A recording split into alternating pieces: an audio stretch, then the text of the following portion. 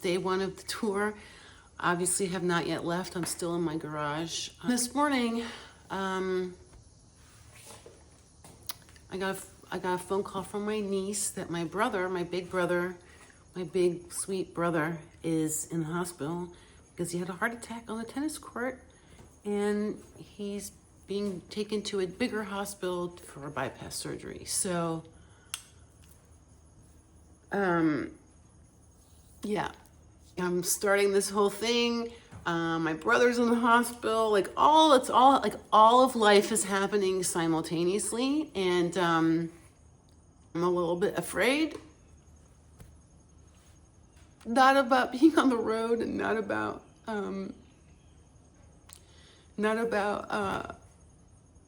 my safety. I'm not afraid like that. I'm afraid for my brother. I'm afraid of not doing this well, of not getting it right, of not being perfect at it. Blah. Thankfully, I've learned enough, not, especially this year, to just lean into that fear and don't do it perfectly. Every time I want to go down the rabbit hole of fear, I just remember, why am I doing this? I'm doing this to get women's stories on the record, to chit chat with them, to hear from them, and then to amplify their voices and represent with love and care their choices, and to build this community this way. So, yeah. So, I'm going to load up the car, or start loading up the car. So, yeah. But this is a big day. I'm honoring that. So. This is a lot harder work than I realized, packing a car for 4 weeks. And this, y'all, this is all of you. All of you, I don't care who you are, and especially all you women out there. I want you to know that you matter, your story matters, your voice matters, your choices matter. You matter, okay? You matter. So please sparkle on. And whether I know you or not, I'm bringing you with me. Pulling out. This car is full of Discoball spatterings.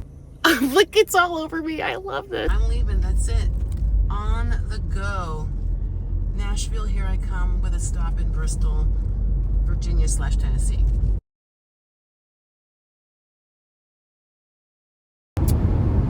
I'm only 25 minutes out, 24 miles out. Oh, dang, that was the rest stop.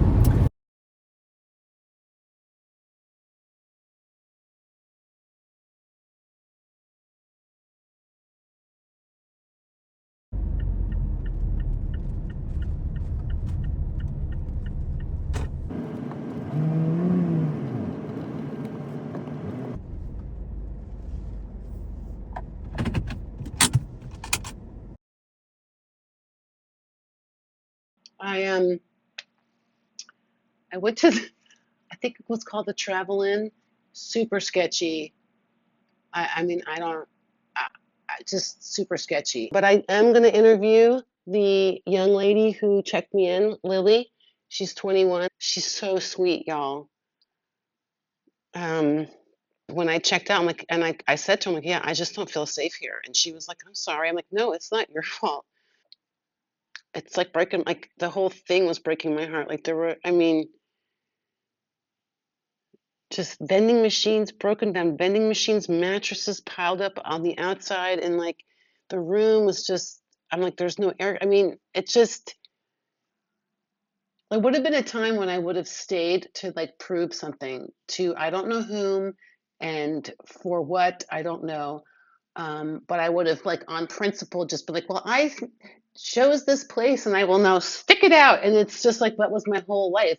Even though it's clearly shitty, clearly unsafe, clearly not okay, clearly just not okay for you. And I even put my stuff in my room. I did the whole thing. I was I'm gonna, I can do this. I don't want to be that lady. And then I was standing outside on the walkway, like outdoor walkway with the dude next door, and he was like, "Man, this place," and I'm like, he's like, "It's pretty sketch." I'm like, "Yeah." I'm like, "When did you get here?" He's like, "Last night." He's like, "It's gonna be just like jamming all night." And I'm like, "You know what?" As we're talking, I'm like booking my next room. I'm like, I am out. I can make that choice, right? I can make that decision and make that choice and leave. Not everyone can do that, and I'm fully aware of that. But geez, but there would have been a time where I would have been like, what? I don't want to offend him or the people that are staying there, and I don't know, like prove that I'm a badass or that I'm tough and I can handle it. And I'm like, yeah, I could, and probably I don't know that anything was going to happen to me, but I've got a lot of stuff in my car, and I'm like, I don't know, if I do get some sleep, like, yeah, it was good to observe myself not settle for something not okay with me, unsafe for me. So, win, check, check. If this is any indication of how this trip is going to go, I'm down. I'm down. Yeah. Okay. Let's see what happens next.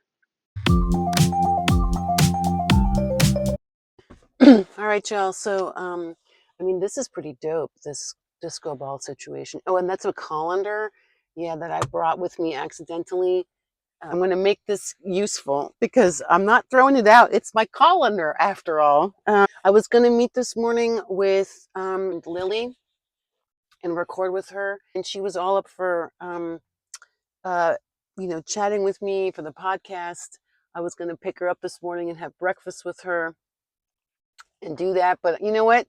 I'm pretty sure someone was like, "You're gonna do what with whom? Who is this person just gonna drive off?" Because she doesn't have a car, so she can't meet me. And I bet she didn't feel safe in the end after people were like, "What?"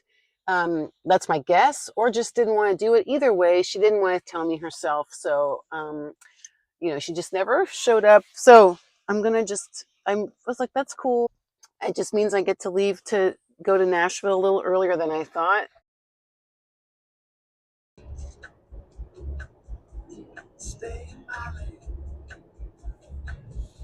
And taking my time.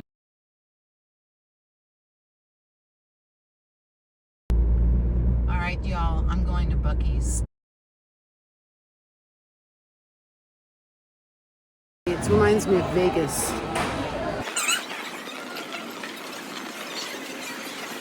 Too many things going on, too many smells.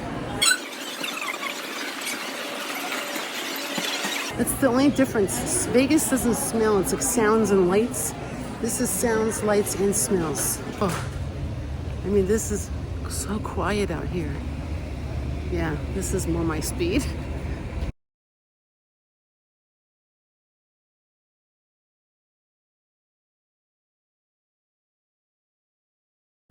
All right, y'all. So I'm about 2 minutes out from my stopping point here in Nashville, Tennessee. Woohoo! I'm excited. Nashville. Woo-woo. I'm gonna take a chill pill, recalibrate. All right, y'all. So it's 8 o'clock Nashville time, which means it's 9 o'clock where I just came from. I crossed over the time zones like somewhere around, I don't know, 1 or 2 o'clock, like midday. Just feeling a lot. I did hear back about my brother. He's recovering, but it was a serious heart attack. It was a triple bypass situation. Like, my family has heart problems, all of us. My mom died of a heart valve replacement surgery. I know I have the beginnings of heart issues and circulation problems and cholesterol and all the things. Um, and my dad had a quadruple bypass and also diabetes, but really this heart thing, it feels significant. It feels like a lot of broken hearts. That's what I said to someone today. I said, it feels like my family suffers from a broken heart.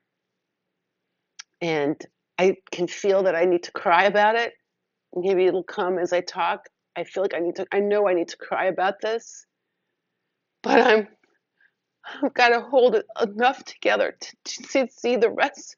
I just started on this drive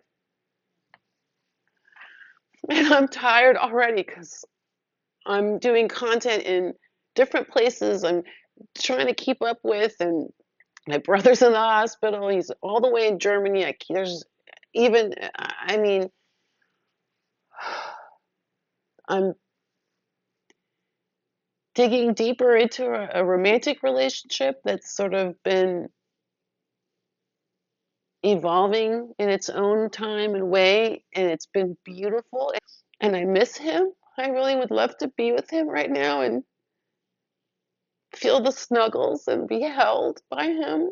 And not because I can't hold myself, but because it's also really nice to be held. So I'm navigating that. Like someone said to me, like, "Oh, you're such a strong, independent woman," and I'm like, "Yeah, and that doesn't mean I don't want to be held, and it doesn't mean I don't want to have love in my life in this way. And it doesn't mean that I'm not soft." And what I'm saying, I guess, is being held and being loved by someone doesn't mean I have to lose myself either or give up all of who I am. Yeah, there's a lot of things going on. That Bristol experience at that wackadoodle motel and the whole thing with the girl not wanting to record after all, and I think getting scared, or people probably be like, "What is you talking about, girl? Who is this person?" So I get it. Um, but it really hit me hard to see this young, beautiful soul. Um, I don't know. I don't know that she's unhappy. She might be really happy, but there just was something like I just was like, oh, I just want to hold her and keep her safe.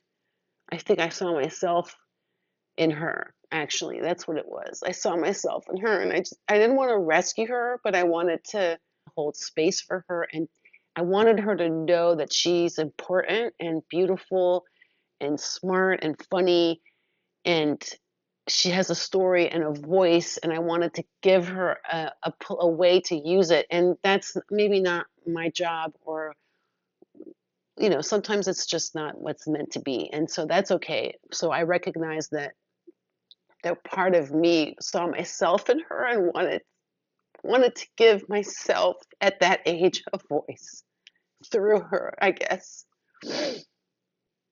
That's interesting. I just put that together. So I have some things to work on. This is bringing up some things. So I have clearly some things to work on. This broken heart thing in my family, like how do you heal that kind of a broken heart that's been broken across generations and is passed down? How do you heal that kind of a broken heart?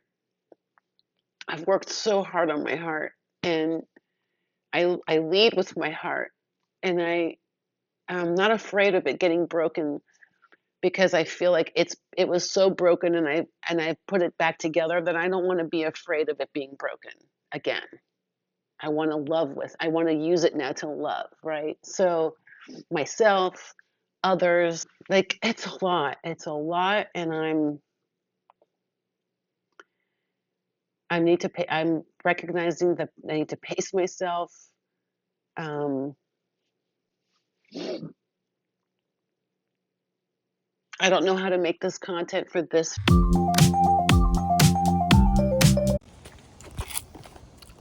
Okay, so I am not doing this the best way because I'm not using my selfie stick because it's that kind of morning. Like I did a Monday missives post, which I technically wrote last night, but then tweaked and published and put the post out about it, all the things on Instagram. And then on top of that, I was like, oh, I get to do my morning coffee reel. Did that. And then I started packing up everything.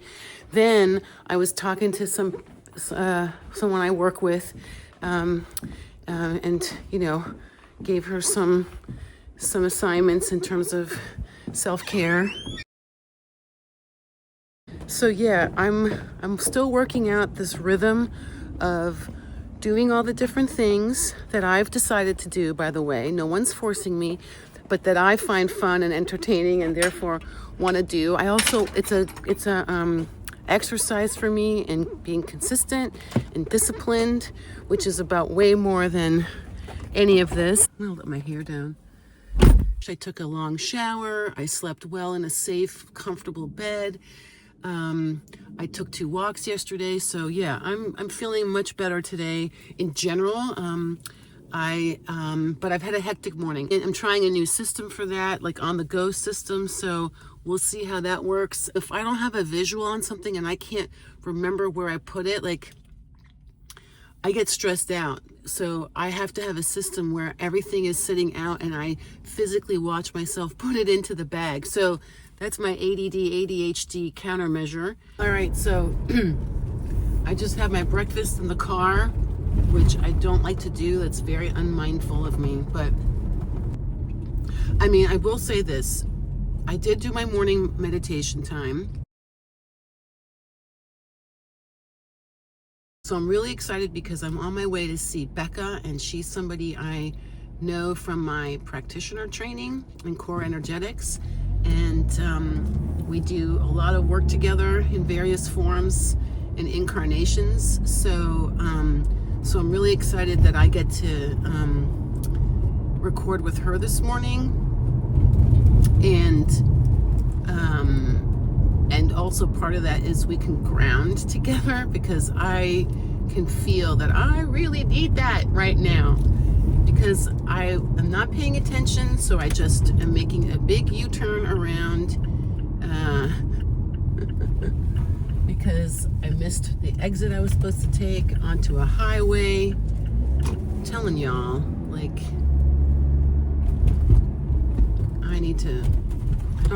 I get to slow down. I just have a lot of energy. That's not just my ADD, ADHD. That's a whole other story for another time. But that's a deep thing in me. So I do a lot of work constantly to bring my energy down, because I actually have so much that it gets a little bit like, right? And you'll notice it sometimes when I'm talking, like I get those moments and I observe them now. I'm gonna put my sunglasses on. See what I'm saying? Shoot, those aren't my sunglasses. Dang it, I hope I brought them. Anyway, see what I'm saying?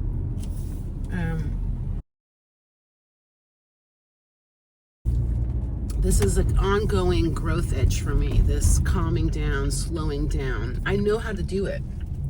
I have the tools to do it. It's just a matter of, do I choose to do it? And sometimes clearly I do not, and I think I can pack in more because I can. Like I have so much energy that when I'm revved up like this, like I can get a lot done in a very short amount of time.